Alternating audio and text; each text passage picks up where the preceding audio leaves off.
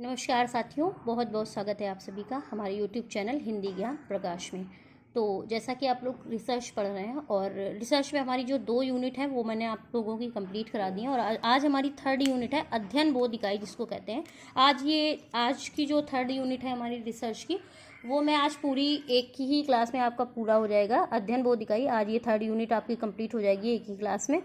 और next class जो हमारी होगी वो संप्रेषण की होगी। 4th यूनिट वो हमारी 2-3 पार्ट में होगी, लेकिन ये जो अध्ययन बोध इकाई है ये मेरी ये जो आप लोगों की है ये आज एक ही दिन में पूरी हो जाएगी। इसको स्टडी कॉम्प्रिहेंशन कहा जाता है।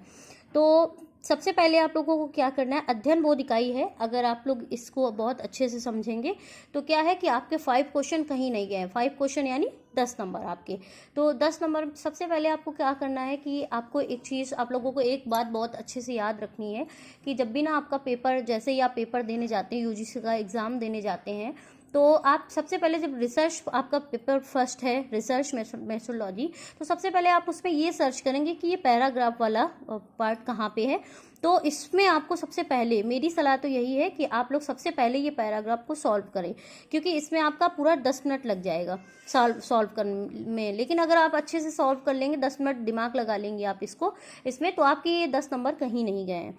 ठीक है, तो ये आपको 10 नंबर चाहिए, तो सबसे पहले आप इस पैराग्राफ को सॉल्व करिए। अच्छा, कुछ लोग क्या करते हैं, पहले जो है पैराग्राफ को पढ़ लेते हैं, उसके बाद क्वेश्चंस जो है सॉल्व करते हैं। तो मेरा मानना ये, मेरी सलाह ये है कि पहले आप लोग प्रश्नों को पढ़िए, सारे प्रश्नों को आप लोग पढ़िए, फिर उसके आंसर पढ़िए एंड देन फिर आप पैराग्राफ पढ़िए।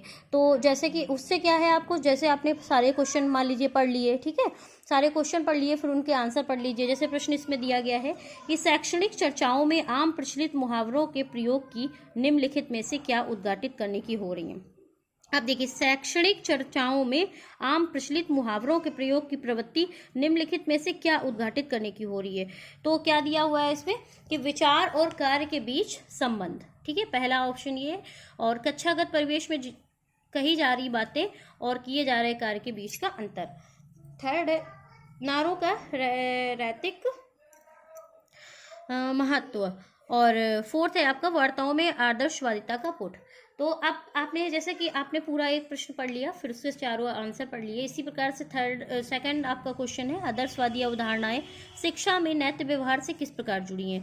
तो पहला है आपका, ये सिद्धांत और व्यवहार को आपस में जोड़ती हैं, ये कक्षागत शिक्षण को नवोन्मेषी बनाती हैं, ये शिक्षा व्यवसाय को काफ़ी लाभकारी बनाती है, ये सिद्धांत और व्यवहार के बीच में अंतर की पहचान करवाती हैं। तो इस तरह से आपका क्या है, क्वेश्चन यहाँ से बनता है। तो सबसे पहले आपको क्या करना है कि आपको क्वेश्चंस जो हैं सारे वो सबसे पहले आपको पढ़ लेने हैं एंड देन उसके आंसर, फिर जो ऑप्शन दिए रखे होते हैं आपको 4, वो आपको ऑप्शन पढ़ने हैं। ठीक है, तो इसी तरह से आपके 5 क्वेश्चंस आते हैं, जो 2 क्वेश्चंस यहाँ पे हैं और 3 क्वेश्चंस आपके मैंने इस साइड लिख रखे हैं, तो वो भी मैं आपको दिखा देती हूँ। तो ये जो आपके 3 क्वेश्चंस हैं, शिक्षण व्यवहार में परिलक्षित कथनी और करनी के बीच सामंजस्य की क्या परिणाम होते हैं। तो क्रांतिकारी व्यवहारों का विरोध, बारंबारता शिकायत की बुनियाद पड़ती है, शिक्षकों में मोह भंग की स्थिति पैदा होती है, आदर्शवादियों की भर्त्सना को समर्थन। शिक्षण व्यवहार में परिलक्षित कथनी और करनी के बीच सामंजस्य की कमी का क्या परिणाम होता है। नेक्स्ट प्रश्न है, नए शिक्षक उम्मीदों की अवास्तविक गुणवत्ता की प्रशंसा क्यों करते हैं। ऐसा मैं क्यों कह रही हूँ, आप लोग बहुत ध्यान से समझेंगे, क्योंकि प्रश्नों को पहले पढ़ना है, फिर उसके बाद उसके दिए गए ऑप्शनों को पढ़ना है। ठीक है, ये सारे आप प्रश्न जब पढ़ लेंगे, शिक्षकों के बीच दूरदर्शी प्रवृत्ति के कारण, सहयोगी शिक्षकों द्वारा दिए गए प्रमाणक के कारण, अपने व्यावसायिक प्रशिक्षण के कारण और शिक्षक में अपने अनुभव के कारण। और लास्ट प्रश्न है हमारा, गद्यांश में किसका विश्लेषण किया गया। जो उपयुक्त गद्यांश आपको दिया गया है इसमें किसका विश्लेषण किया गया। भाषा और परिचर्चा के बीच संबंध और शिक्षण के सिद्धांत और वास्तविक व्यवहार के बीच विच्छेद, और 2 ये ऑप्शन सेम है इसमें। ठीक है, तो आपको अब इसमें देखिए, अब आपका कैसे आपको सॉल्व करना है, अब ये मैं आपको बताती हूँ आपको पैराग्राफ कैसे सॉल्व करना है। तो आप जब आपने सारे क्वेश्चंस पढ़ लिए एंड देन उसके जो ऑप्शन है वो भी देख लिए, अब क्या करना, अब आपको पैराग्राफ पढ़ना है। उससे क्या होगा आपका बेनिफिट, कि मतलब पहले आपने क्वेश्चन पढ़ा है तो आपके दिमाग में है कहीं ना कहीं। ठीक है, पहला क्वेश्चन क्या था, शैक्षणिक चर्चाओं में आम प्रचलित मुहावरों के प्रयोग की प्रवृत्ति निम्नलिखित में से क्या उद्घाटित हो रही। आपने चारों ऑप्शन भी देख लिए थे, अब आपको पैराग्राफ पढ़ना है, क्योंकि क्वेश्चन आपके माइंड में आ चुके हैं। और अब आप जब ये पैराग्राफ पढ़ेंगे तो जैसे जैसे एक एक प्रश्न पढ़ेंगे आपको उसका उत्तर उत्तर मिलता जाएगा कि यहाँ से हमारा ये पहला क्वेश्चन है का आंसर है, ये हमारा सेकंड क्वेश्चन का आंसर है। तो इस तरह से अब आप पैराग्राफ पढ़ेंगे। शैक्षिक परिचर्याओं में मुहावरेदार पदों एवं नारों का औपचारिक अनुप्रयोग इस बारे में संदेह पैदा करता है कि चिंतन एवं कार्य में दुर्बल संबंध है। जैसे जैसे आम प्रचलित शब्दों में अभिवृद्धि हो रही है, बढ़ोतरी हो रही है तथा बातचीत के एक आदर्शवादी पुट को देखने को मिलता है, यह सजग श्रोता का आश्चर्य करने लग सकता है कि इन शब्दों के बारे में सतही प्रचलन प्राप्त है। क्या ये वह बता पाते हैं कि कक्षागत परिवेश की वास्तविकता क्या है? आज के युग एवं काल में शिक्षा के लोक प्रतन सृजनशीलता में नवाचार के विरुद्ध जाना कठिन है। अब देखिए, आपका पहला क्वेश्चन का आंसर यहाँ से मिल गया। क्या वे ये बता पाते कि कक्षागत परिवेश की वास्तविकता क्या है? ठीक है, क्या वे ये बता क्या शैक्षिक परिचर्याओं में मुहावरेदार एवं नारों का उपचार, ये आपका पहला क्वेश्चन मिलता है। शैक्षिक चर्चाओं में आम प्रचलित मुहावरों के प्रयोग की प्रवृत्ति निम्नलिखित में से क्या उद्घाटित करने के लिए होती है? तो उद्घाटित क्या कर रहे हैं कि क्या पता करने के लिए यहाँ पे क्या बताया गया है कि इससे क्या पता चलता है, किसकी वास्तविकता, कक्षागत परिवेश की वास्तविकता क्या है। अब क्वेश्चन में देखिए आपका आंसर है कक्षागत परिवेश में की जा रही बात और किए जा रहे कार्य के बीच में अंतर, दोनों के बीच में अंतर की जो दशा को दर्शाया गया है। वास्तविकता क्या है? और आज के युग एवं काल में शिक्षा में लोकतंत्र, देख रहे हैं ना आप लोग, लोकतंत्र और सृजनशीलता एवं नवाचार के विरुद्ध में किया जाना कठिन है। दोनों के बीच में अंतर का जो वो है वो दर्शाया गया है। दोनों के बीच में अंतर किस किस चीज में? कक्षागत परिवेश में की जा रही बात और किए जा रहे कार्यों, जो भी कार्य हो रहे हैं कक्षागत परिवेश में और जो भी कक्षागत परिवेश के अंतर्गत जो भी बातें हो रही हैं उसका हमारा जो उसकी चर्चा इसमें की जा रही। तो पहला क्वेश्चन का हमारा आंसर यहाँ से मिल जाता है। तो इसमें आंसर ऑप्शन कौन सा नंबर सही होगा? बी नंबर आपका ऑप्शन सही होगा। तो आप लोग इसे हाईलाइट करके रखेंगे कि आपका ये जो बी नंबर क्वेश्चन आंसर है ये आपका राइट आंसर होगा। एंड सेकंड क्वेश्चन है आपका, आदर्शवादी अवधारणाएं शिक्षा में नैतिक व्यवहार से किस प्रकार जुड़ी हैं? अब देखिए आदर्शवादी की बात आती है। अब इसके आगे पढ़ते जाइए आप लोग। निस्संदेह ये दोनों प्राय जो है संबंधित नहीं है। ये ऐसी वास्तविकता जिसके बारे में शिक्षा शास्त्रीय शिकायतें मुद्रा में होते हैं और सिद्धांत एवं व्यवहार में स्पष्टता परिलक्षित प्रत्यक्षत्व देखने को मिलता है। जो शिक्षक कहते हैं तथा नेता जो कहते हैं तथा वो जो करते हैं, इनमें पाई जाने वाली विसंगति रूपों में अभिव्यक्त होती है तथा कई महत्वपूर्ण परिणामों की ओर ले जाती है। अब देखिए, एक आदर्शवादी अवधारणाएं शिक्षा में नैतिक व्यवहार से, तो नैतिक व्यवहार की बात हो रही है, नेताओं के व्यवहार की बात हो रही है। नैतिक व्यवहार मतलब नेताओं के व्यवहार की बात। कतिपय लोगों के लिए आदर्शवादी प्रतिपत्तियों एवं अभिनव क्रांतिकारी व्यवहारों के समर्थक के लिए एक आलोचनात्मक दृष्टि विकसित करने की आधारशिला विकसित कर देती है। अब देखिए, कतिपय लोगों के लिए आदर्शवादी प्रवृत्तियों एवं अभिनव क्रांतिकारियों व्यवहारों के समर्थकों में एक आलोचनात्मक दृष्टि विकसित करने की आधारशिला विकसित कर देती है। ठीक है, तो अब इसमें आंसर दिया गया है, ये सिद्धांत और व्यवहार को आपस में जोड़ती है। तो यहाँ आदर्शवादी के लिए क्या है? अब यहाँ से आपका क्वेश्चन जो बनता है तो उसका जो आपका आंसर है, सिद्धांतों की बात इसमें की गई है। आपकी आदर्शवादी उसके बारे में अवधारणाएं शिक्षा में पैदा करती हैं। तो उसमें जो है किस चीज़ की बात करी जा रही है आपकी? तो सिद्धांत और व्यवहार की। तो सिद्धांत एवं व्यवहार में स्पष्टता परिलक्षित प्रत्युत्व देखने को मिलता है। यहाँ सिद्धांतों और व्यवहारों की बात की गई है ना। तो आपका क्वेश्चन नंबर जो सेकंड है उसका पहला ऑप्शन आपका सही होगा। ये सिद्धांत और व्यवहार को आपस में जोड़ती है। ठीक है, और ये जो 3 आपके सिद्धांत और व्यवहार के बीच में अंतर पहचान करवाती है, ये क्वेश्चन आपका सही नहीं, क्योंकि आपस में जोड़ती कैसे जोड़ती है कि तथा क्या है शिकायतें, ये सिद्धांत एवं व्यवहार में स्पष्टता परिलक्षित होते हैं जो पाई जाने वाली विसंगति और रूपों में अभिव्यक्त होती है। तो ये दोनों को आपस में क्या करती है? जोड़ती है। तो ये आपका जो सेकेंड क्वेश्चन है, इसका जो फर्स्ट पॉइंट है ये आपका सही होगा। ठीक है, तो ये हो गया आपका सेकेंड क्वेश्चन का आंसर। और इसी तरह से आप पैराग्राफ को पहले एक बार पूरा पढ़ लीजिएगा। मैं तो अभी आपको एक एक क्वेश्चन सॉल्व करके बता रही हूँ, लेकिन आपको सबसे पहले आपको पैराग्राफ एक बार पढ़ना है। एक बार में नहीं समझ में आया, 2 बार पढ़ना है। आपको 10 मिनट का टाइम इसमें देना है। तो पहले आप क्वेश्चन पढ़ेंगे, देन उसके मल्टीपल जो ये आपके ऑप्शन है वो पढ़ेंगे सारे क्वेश्चन, फिर उसके ऑप्शन जो दिए गए हैं वो आंसर में वो पढ़ेंगे, उसके बाद एंड देन आप पूरा पैराग्राफ पढ़ेंगे। और जो 3 आपके क्वेश्चन रह गए वो भी आप देख लीजिए। ये देखिए, शिक्षण व्यवहार में परिलक्षित कथनी और करनी के बीच सामंजस्य की कमी का क्या परिणाम होता है? क्रांतिकारी व्यवहारों का विरोध, बारंबार शिकायतों की बुनियाद पड़ती है, शिक्षकों में मोह भंग की स्थिति पैदा होती है, आदर्शवादियों की भर्त्सना को समर्थन मिलता है। अभी अभी आपने पीछे एक पैराग्राफ पढ़ा है, शिक्षण व्यवहार में परिलक्षणीय कथनी और करनी के बीच सामंजस्य की कमी का ज्ञापन। जब सामंजस्य शिक्षण व्यवहार और परिलक्षित कथनी, इन दोनों करनी के बीच में जब सामंजस्य की कमी होती है तो क्या परिणाम होता है।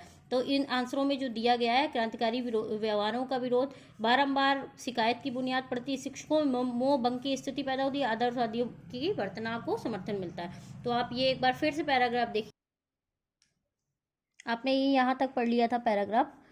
कतिपय लोगों के आदर्शवादी प्रतिपत्तियों एवं अभिनव तथा क्रांतिकारी व्यवहारों के समर्थकों के प्रति एक आलोचनात्मक दृष्टि विकसित करने की आधारशिला विकसित कर देती है।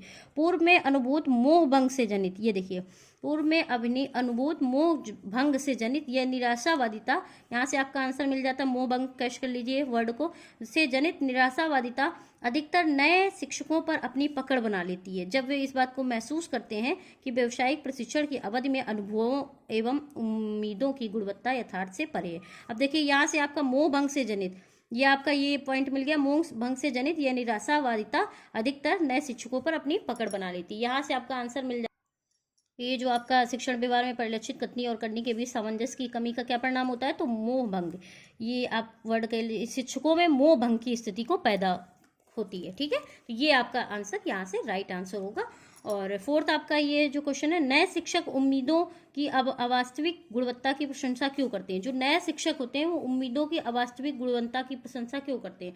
तो नए शिक्षकों के बीच दोषदर्शी प्रवृत्ति के कारण हो सकते हैं, या फिर सहयोगी शिक्षकों द्वारा दिए गए प्रमाणक के कारण हो सकते हैं, या अपने व्यावसायिक प्रशिक्षण के कारण हो सकते हैं, या शिक्षण में अपने अनुभव के कारण हो सकते हैं। तो नए शिक्षकों उम्मीदों की अवास्तविक गुणवत्ता की प्रशंसा क्यों करते हैं। तो एक बार आप फिर से पैराग्राफ को देखिए,